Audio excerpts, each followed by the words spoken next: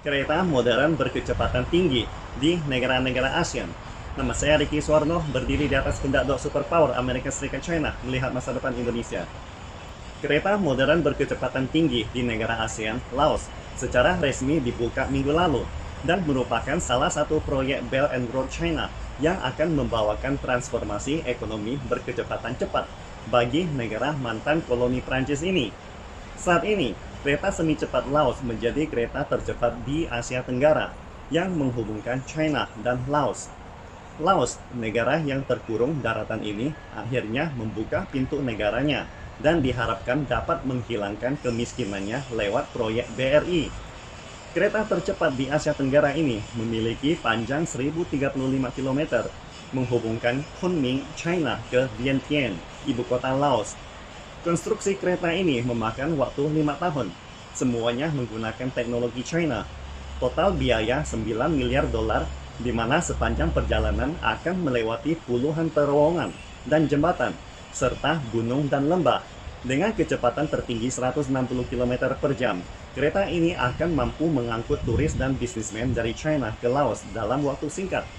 Jalur ini juga merupakan simpul pertama dari rencana jaringan kereta cepat China yang nantinya akan menghubungkan China dengan Bangkok, Kuala Lumpur, dan akhirnya Singapura dan Jakarta lewat kereta cepat bawah laut.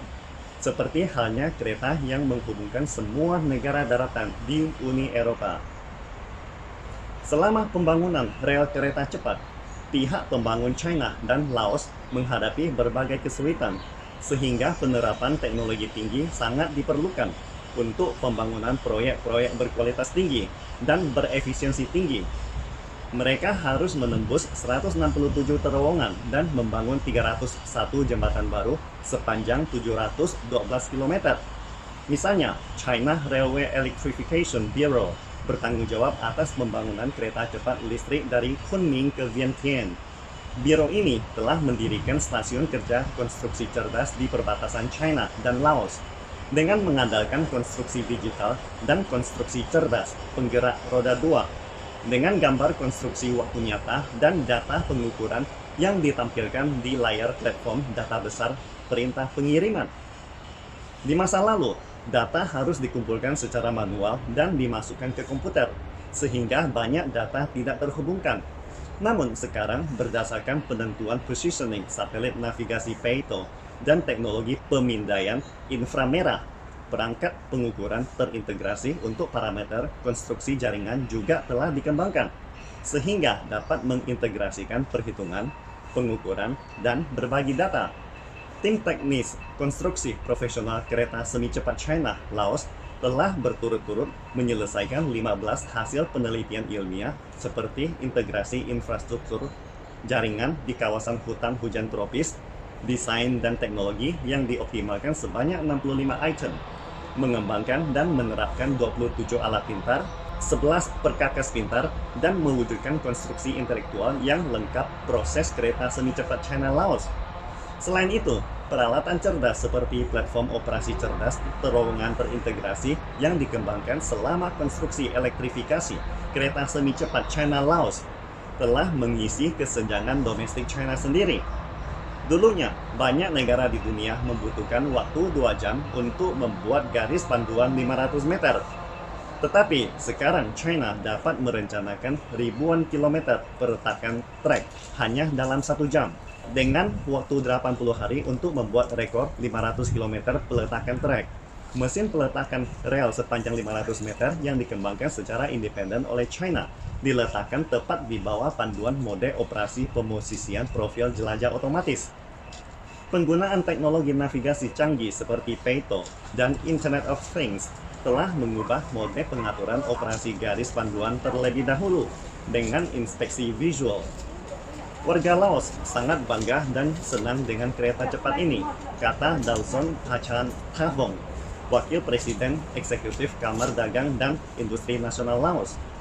Ini adalah simbol persahabatan yang akan membawa kebahagiaan dan kemakmuran bagi Laos dan China. Kereta cepat ini akan mengubah kelemahan Laos sebagai negara yang terkurung daratan menjadi keuntungan. Laos dulunya harus membayar ongkos angkut yang tinggi, Tetapi sekarang mereka dapat mengangkut barangnya sendiri. Dengan adanya kereta cepat ini, Laos, negara dengan PDB per kapita $2.600, akan menjadi medan investasi negara-negara tetangga, tambah Wakil Presiden Kamar Dagang dan Industri Nasional Laos. Beberapa pemimpin senior Laos juga berjanji untuk mengubah nasib ekonomi mereka dengan membawa 7 juta penduduknya lebih dekat ke China. Menurut data Perserikatan Bangsa-Bangsa, Laos diprediksi dapat menyingkirkan statusnya sebagai negara kurang berkembang dalam 5 tahun ke depan. Akan tetapi, dengan berkurangnya pengiriman uang pekerja buruhnya dari luar negeri, hilangnya jumlah pariwisata, dan penutupan perbatasan telah mempengaruhi ekspor Laos. Apalagi efek epidemi COVID-19 telah menghambat kemajuannya. Tahun lalu, Bank Dunia memperkirakan bahwa pertumbuhan ekonomi Laos dapat pulih menjadi 4,5% pada akhir tahun 2022, di mana sebagian besar akan dikontribusikan lewat jalur kereta semi cepat ini. Menurut pakar Asia Tenggara di Universitas Pertanian Thailand, kereta semi cepat Laos China sebesar 70% dari semua saham diinvestasi oleh China. Jadi, bagi kedua negara merupakan suatu hal yang sangat baik. Ini adalah semacam komunitas dengan masa depan bersama, kemitraan strategis yang menghubungkan kedua bangsa secara erat. Bagi kaum anak muda Laos sendiri, komunitas masa depan bersama ini justru memberikan lebih banyak peluang dan koneksi. Sedangkan bagi Laos secara keseluruhan, investasi China ini merupakan suatu kemenangan besar bagi Laos.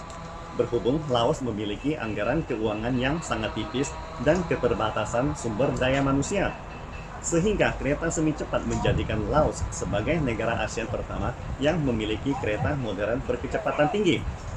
Pastikan Anda subscribe dan share akun ini supaya senantiasa mendapatkan info terbaru tentang teknologi terkini AI berkaitan. Salam Indonesia Maju!